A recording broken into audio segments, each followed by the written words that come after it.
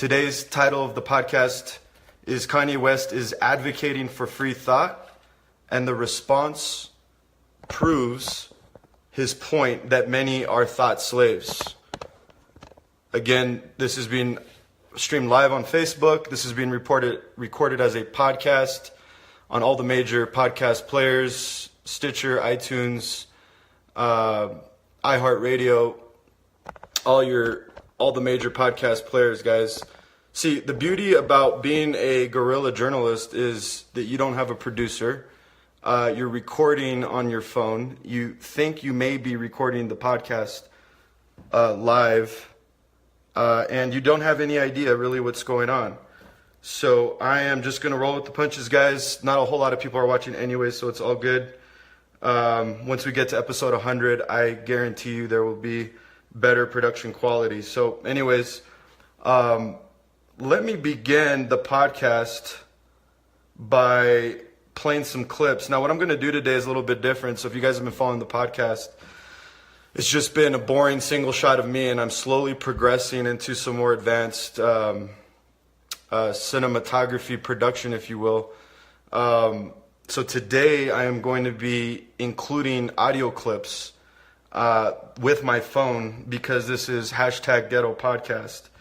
And basically these audio clips is Kanye at an explosive interview recently with TMZ, I believe a couple days ago. And I'm basically going to discuss what all of this means to us as a culture and try to articulate Kanye's position. So allow me to begin with this. We are drugged out. We are following other people's opinions. We are controlled by the media. And today it all changes. You got Tupac and Lennon in that hallway. Today it all changes. We need to think how to think free. We need to be free thinkers. Then we need to learn how to feel free. People say feel free, but we don't even know how to feel free or think free. Say what you feel, positive or negative. There you go, guys. Kanye West appeared on TMZ a couple days ago. It was a result of a tweet that he put out in the beginning of the week with a Make America Great Again hat, obviously in support of Trump, along with two other executives in the music industry. That obviously caused a stir. If you guys haven't been paying attention, hip-hop, the mainstream media, liberal America, and a lot of just other folks lost their mind because pop culture icon, multi-platinum selling record artist, 24 million followers on Twitter, Kanye West, broke the mold, got out of line, got out of his lane, and basically committed the cardinal sin of pop culture, which is get off the script, think independently, and express your opinion and don't follow along. Have you noticed something in common that all the late night talk show hosts, all the mainstream media, all of the major pop culture stars, not one of them holds the viewpoint of half of this country, which if we were going to be discussing politics is support of the current president? Find that a little bit interesting. Well, maybe it's because you're not allowed to get far off the range, and that's what Kanye West did this week. April 26th was the tweet. May 1st, he went on TMZ and was asked by Harvey, the founder and host of TMZ, "Why'd you do it?" And his response, in summary, "I don't have a lot of political opinions. I love the guy, #Dragon Energy. I don't subscribe to icons." He went in to discuss how the Nazi symbol in, I think it's Cambodia, or anyway, somewhere in outside of the United States, represents something entirely different. And so I think the implication was that the MAGA hat, the red Trump hat, doesn't necessarily mean to him what it means to all of his critics and all of the people that saw him tweet that picture. He basically red-pilled y'all. He said that he wanted to use it as he didn't say the word red pill, but that's my words, not his, to start a conversation, shock people out of their comatose, shock them out of their coma, and actually express an opinion that we need to think freely, and the spirit of this age has us conforming to groupthink, and that we must all think alike, or else, like in Nazi Germany in the 30s, if you don't go along with the Third Reich, you are a treasonous person. You deserve to be dehumanized. You deserve to be hated. You are essentially a Nazi. And Kanye went on to say that we are all in a thought prison, and he didn't like the word.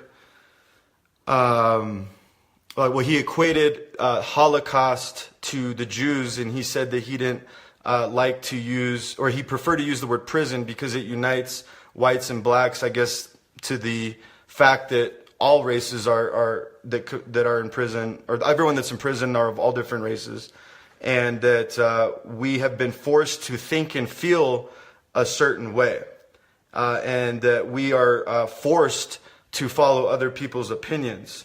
So allow me to share with you a clip.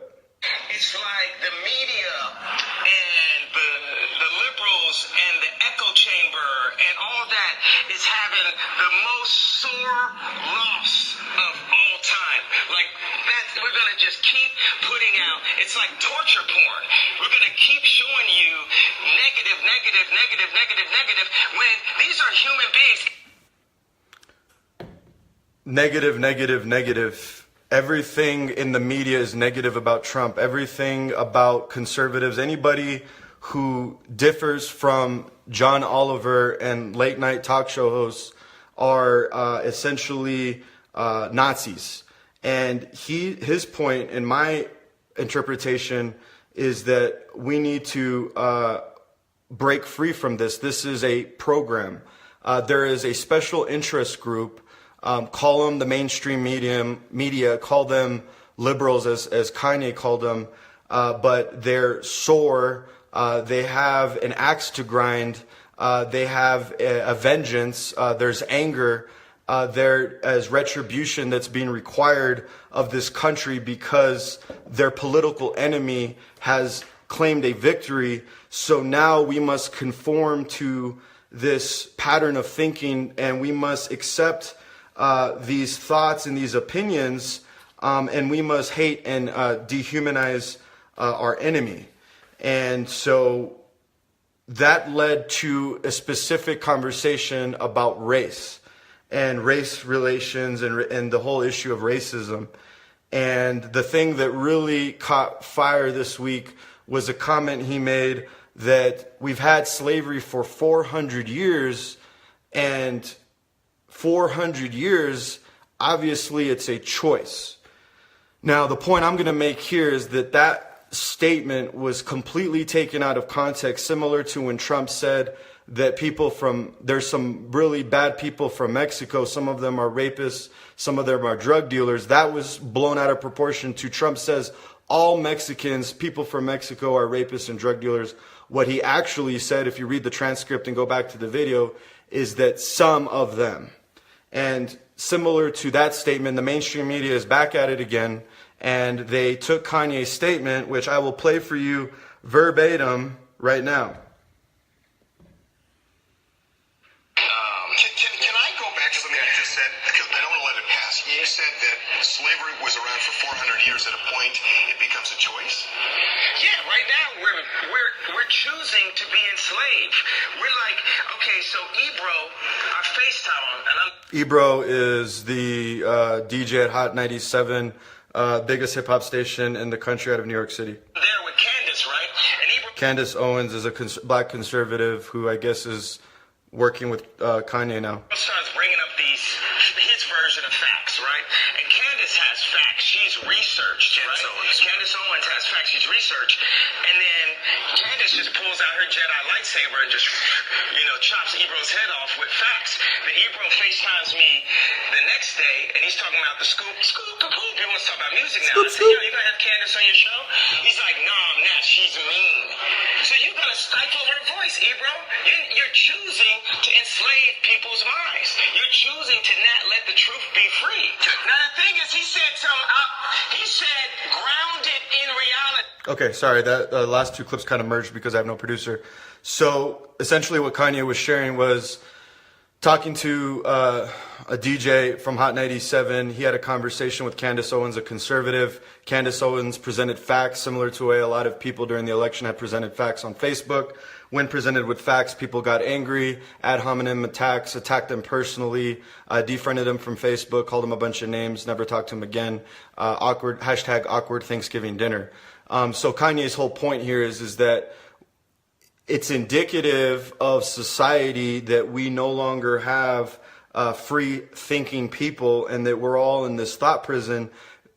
Case in point example, Ebro, the DJ from Hot 97, was interviewing Candace Owens. Candace Owens and Ebro had a debate where Candace Owens presented facts and Ebro didn't have facts to respond to that.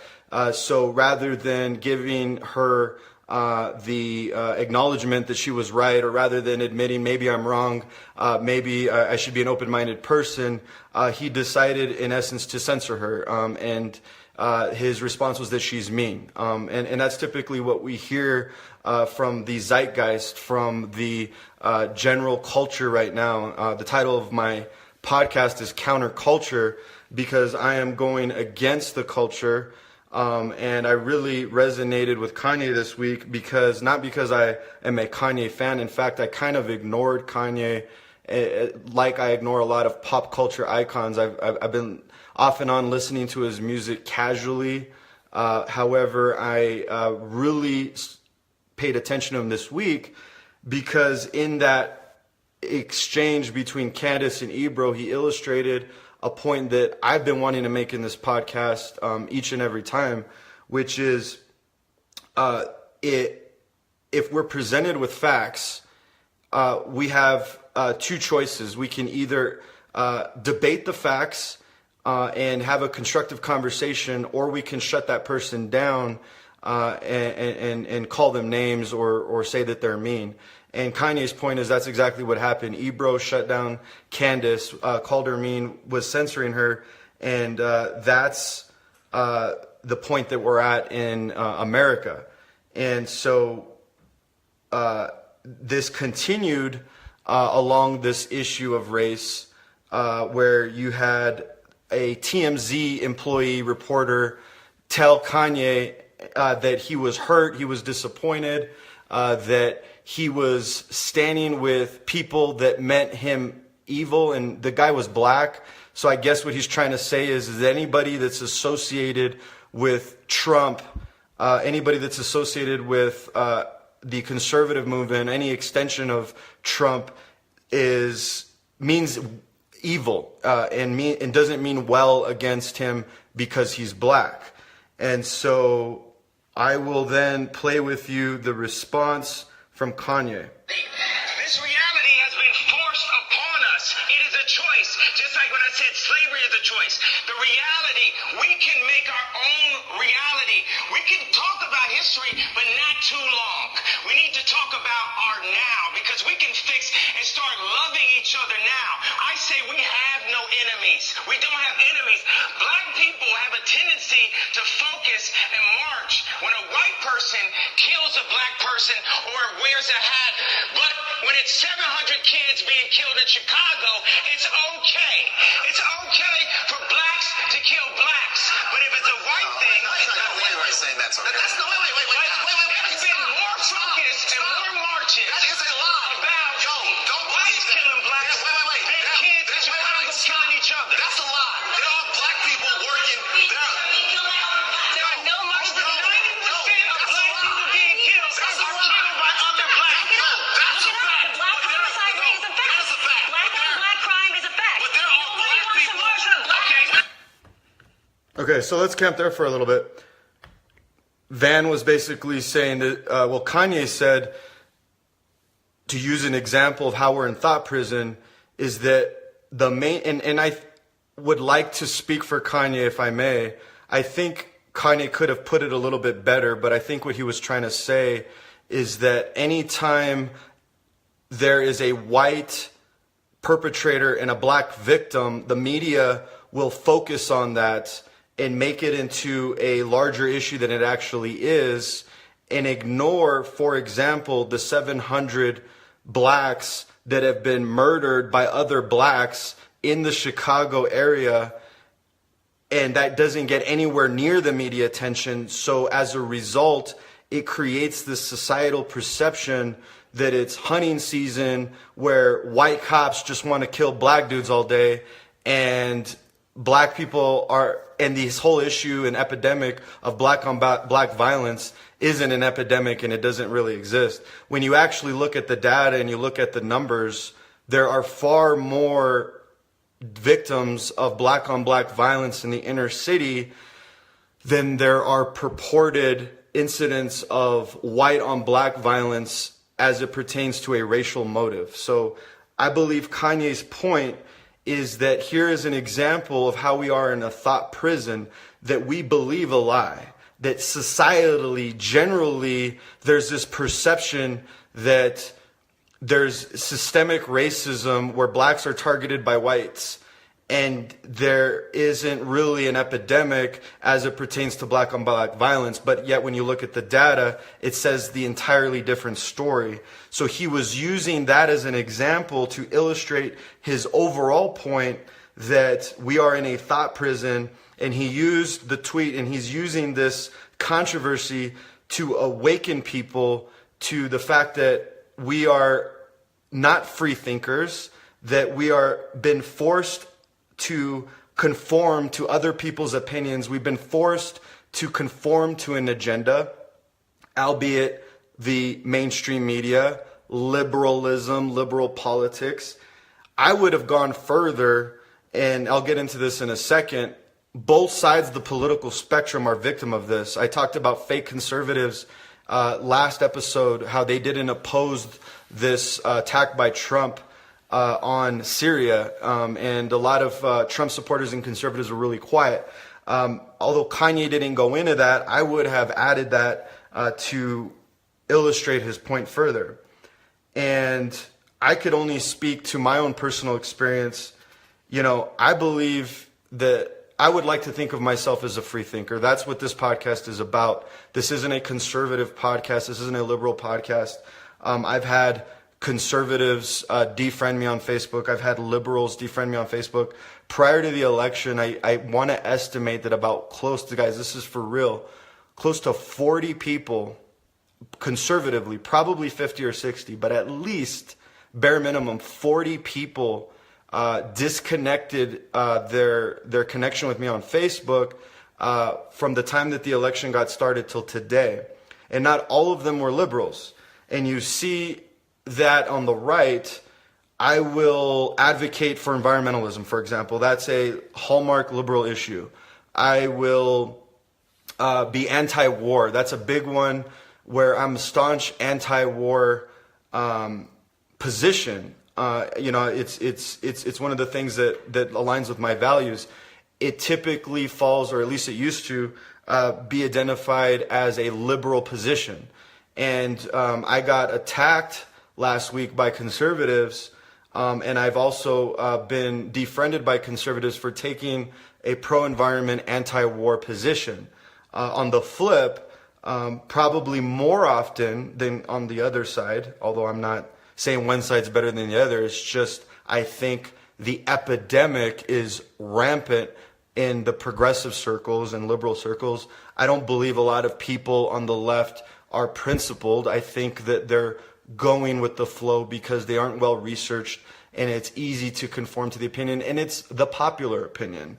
It's the opinion that will get you a slap on the back. It's the opinion that will put you in agreement with late night talk shows. Liberalism is the position that will not get you shadow banned on Twitter.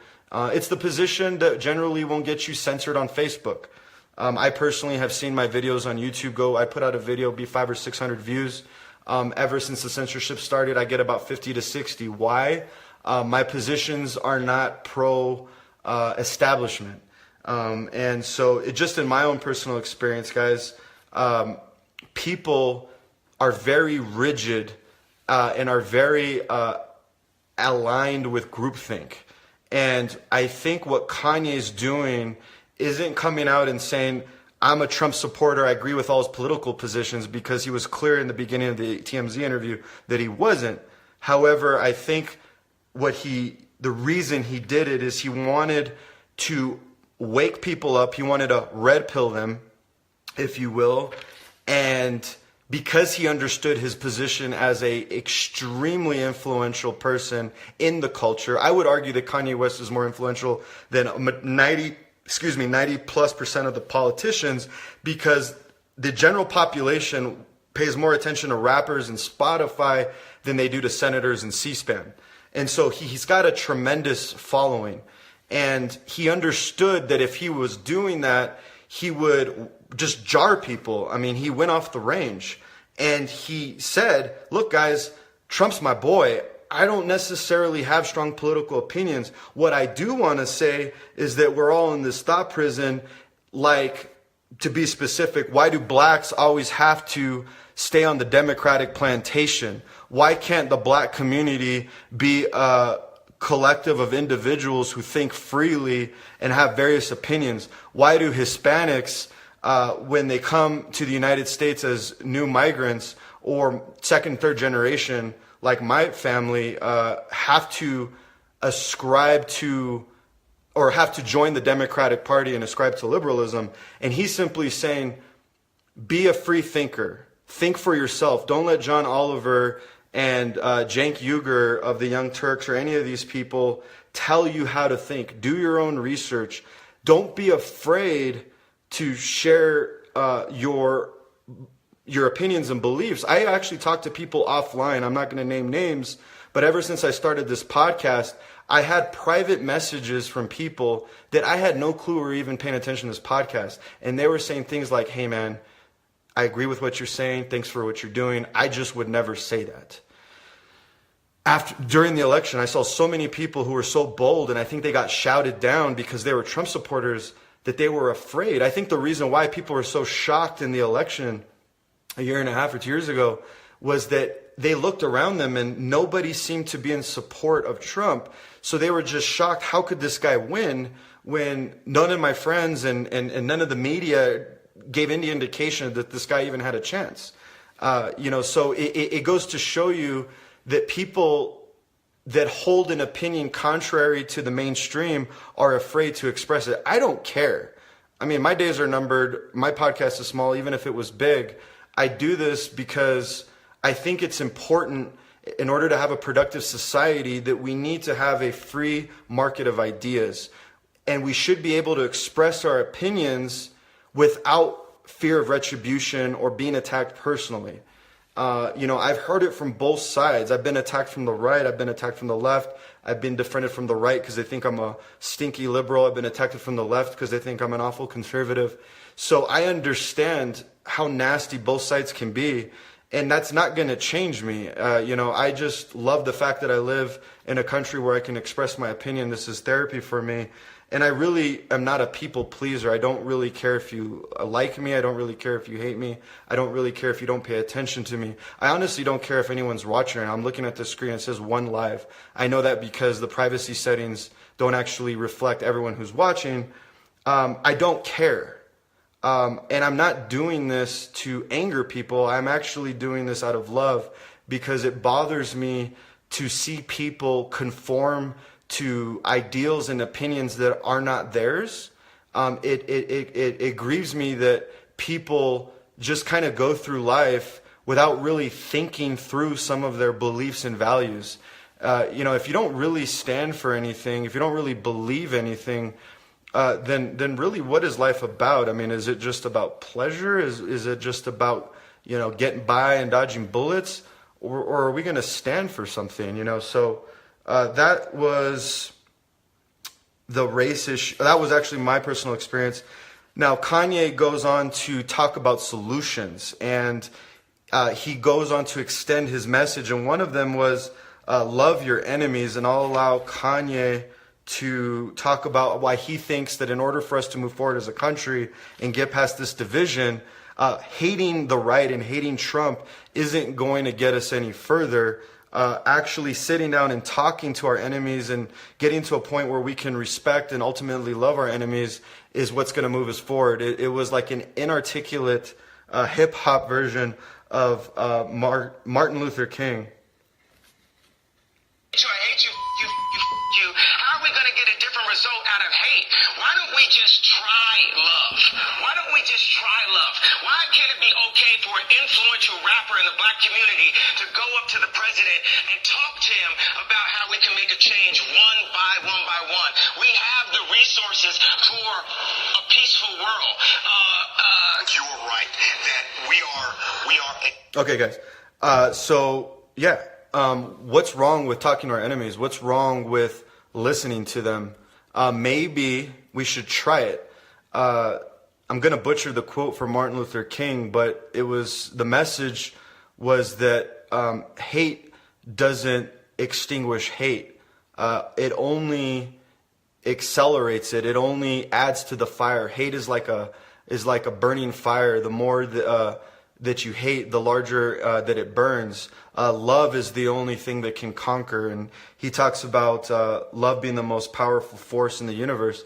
And that was a message, that we've heard throughout history.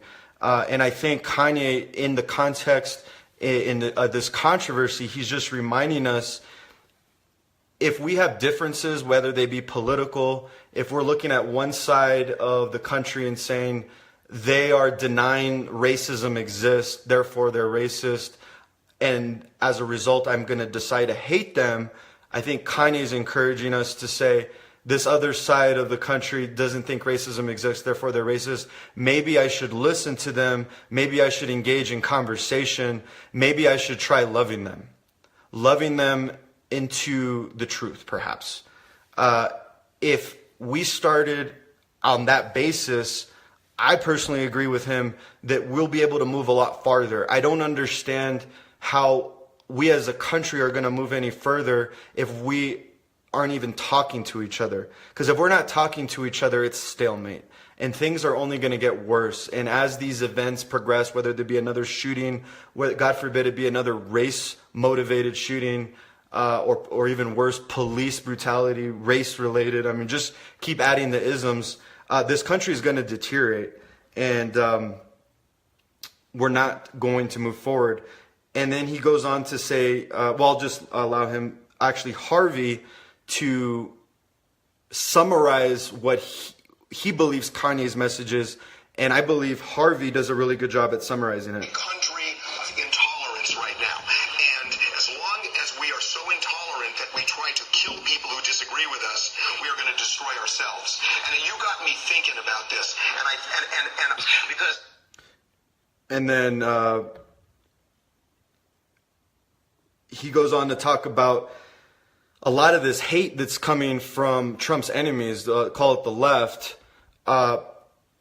This hate is coming from within because of how they think about themselves. And I agree with him. How can you really, truly, bitterly hate someone that you've never actually ever met and has never directly, personally done anything to you? I was a big opponent of Barack Obama.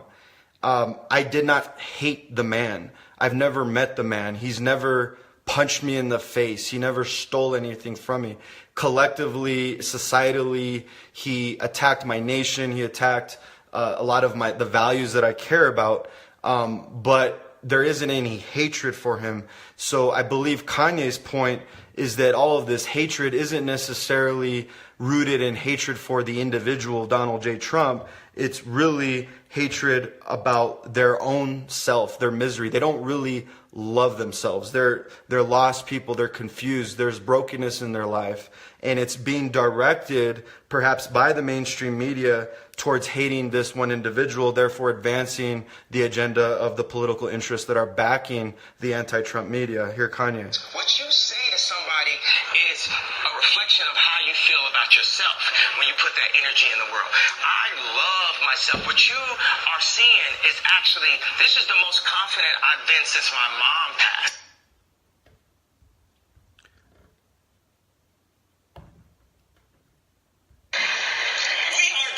There you go, guys. So the reaction from the media. Well, I didn't even have to bother because I already knew what it was. I was going to look up quotes from Snoop. I heard he was running his mouth. Calvin Broadus. What is this near 50-year-old washed up rapper still even relevant? You know why? Because he is towing the line. So he's attacking Kanye. Most of hip hop is going after Kanye. Obviously, all the usual suspects, CNN, the mainstream media. He is betraying his people. He is a white supremacist. I don't know how you could be a white supremacist if you're black. Maybe because Kanye doesn't have hair. He is he's crazy. He's mentally ill. You guys, I know mentally ill when I've seen it. I lived in LA for 10 years. I lived in San Diego for over 15 years, guys. I've seen mentally ill. They're on the streets. They're not coherent. They don't are able to complete coherent thoughts like myself. Just kidding. So Kanye, if you watch the full 30-minute interview on TMZ, nowhere did I really see any sense of insanity. I don't think he's got a responsibility to the black community. He's got a responsibility to Kanye West and his family. He doesn't represent a race. I don't represent millions of people because of their surname, the color of their skin, and the origin of where they come from. I represent myself and my family. But yet you'll have the response and the reaction from the mainstream media talk about how this was not to be paid attention to. Don't listen to Kanye West's points because he's crazy, because he's racist, and because he is betraying his people. That is exactly why I titled my podcast, Kanye West is advocating for free thought, and the response proves his point that many are thought slaves. They cannot accept his point that we need free thinking. And in fact, their response proves that they don't have free thinking because their response is illogical. If you look at the response of the mainstream media and the left, it is nonsensical. It is illogical because on its face, he doesn't have a responsibility to the black community the same way that a random white guy doesn't have a responsibility to hundreds of millions of Caucasians around the world. It's silly. Nor is he insane. Has he been, are we all of a sudden psychiatrists who can diagnose people based on a 30-minute interview on TMZ via YouTube? Of course not. So until I see a psychiatrist report or until I see some serious, obvious signs like the people I see on the streets, I know mentally ill when I see it, then maybe we can call him crazy. But up until that point, everything that we've heard as a response has been nonsensical. So I just wanted to end, guys, with Kanye's point that the awakening is now. We just had quite a bit of shakeup in institutions globally. Catalonia, Barcelona, there was a secessionist movement.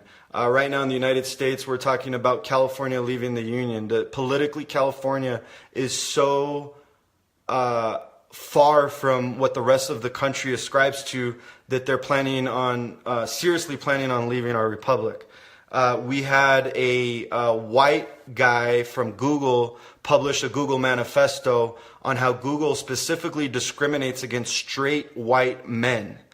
We have had Edward Snowden a couple years ago, reveal what's going on in the national security state. I would love to title this "Values Over Valuation." The founder of WhatsApp, sold it to Facebook, just quit Facebook because of a disagreement over privacy concerns. Jay Koum, I believe is his name, the founder of WhatsApp, wanted everything encrypted, believed in privacy, didn't want to sell data, user data to Facebook to sell to people like me. And Jay left the company and said, you know what, I'm not going to choose to make money over the values that I hold. We have seen the election of a president, a rebel president, one of the first, whether you agree with him or disagree with him. I generally disagree with his politics, but the fact of the matter is that he's not a council on foreign relations. blue-blooded, hand-picked globalist that we have. Does it make them perfect? Absolutely not. But we've had a awakening in this country where half the country rejected the efforts of the mainstream media, which was to elect Hillary Clinton, clearly, and put in a guy who was attacked at every point. You guys, there is an awakening happening. And the awakening is screaming at people, think for yourself, be independent, don't conform to other people's opinions. If you hold a, quote, liberal or progressive view, like I used to, I would encourage you that on those specific issues that you hold dear, that you listen to people that disagree with you. Because a lot of times listening gets you farther than speaking. Sometimes the wisest guy at the table is the guy that doesn't say a word. And some of my mentors and some of the people I look up to do a lot of thinking and don't do a lot of talking. I guess I'm a hypocrite because I talk. No, but in all seriousness, I think that Kanye has started a conversation that is well overdue in America and the world. And I think that free thinking is something that we should all subscribe to, that we should all have our own opinions and not usher the opinions of others. I think that we should love our enemies and listen to them and not dehumanize them and attack them. And Kanye just has worn the MAGA hat to be that red pill, to be that lightning rod, and to start that conversation. I'm done, guys. Thank you for listening to me. This was episode 24 of Counterculture with Aaron Lujan. Everything is at aaronlujan.com. Kanye West is advocating for free thought, and the response proves his point that many are thought slaves. PrepSave.com pays the bills. If you're not prepared, get prepared at PrepSave.com. Thank you for joining me, guys. I love you. Peace out.